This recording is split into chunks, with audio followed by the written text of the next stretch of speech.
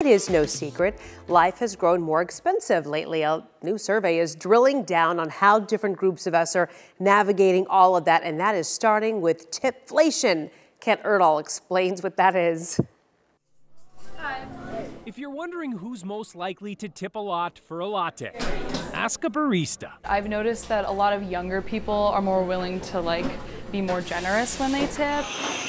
Haley Rhodes knows that might just be her experience at Up Cafe and Coffee Roasters in Minneapolis. And though the new Pew Research Survey on tipping culture in America doesn't provide direct evidence, it does show that 38% of 18 to 29-year-olds do view tipping as more of an obligation than a choice, compared to just 25% of those 50 and older. Gen Z specifically, at least speaking from personal experience, we get a little bit anxious about what's expected of us in those types of situations. I feel kind of almost guilty sometimes pressing no tip, depending on where I am. But if you remove the guilt trip that comes with the tip screen from the equation, the younger you go, the less likely a driver will see a tip. Shay Eisenman says the generational tipping trends she and her drivers at Shay Cab and Car Service see are flipped. And she thinks that's because of the rise of Uber. Part of the premise of Uber when it came around was you don't need to tip. Still, the survey found that roughly 61% of people said they always or often tip taxis or rideshares, far above the 25% who reported tipping their baristas.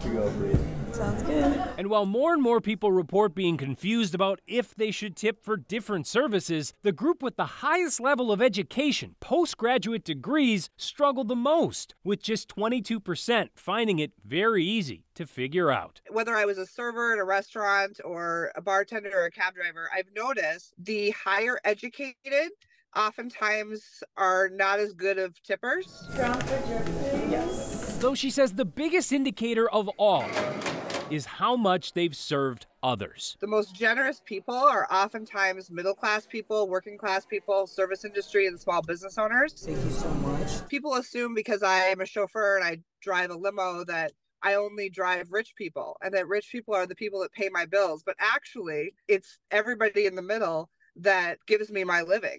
And then our most generous customers too. It's like a solidarity thing. I appreciate your work and I understand that this is how you're making your money. Have a great weekend. We could talk about this one a while, couldn't we? Yeah, but we were talking in the morning meeting, when are we going to get our QR codes? Yeah.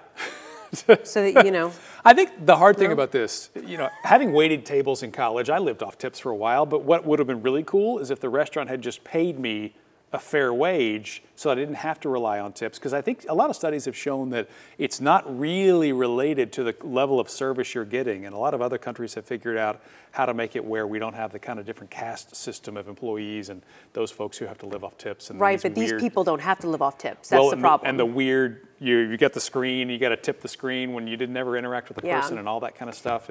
Say no a couple of times, you'll start feeling less guilty about it, because that's exactly what it is. It's a mind game. If people are being paid a wage, and if you feel like they go above and beyond, I get the tip aspect. Listen, right? I would tip for some excellent weather.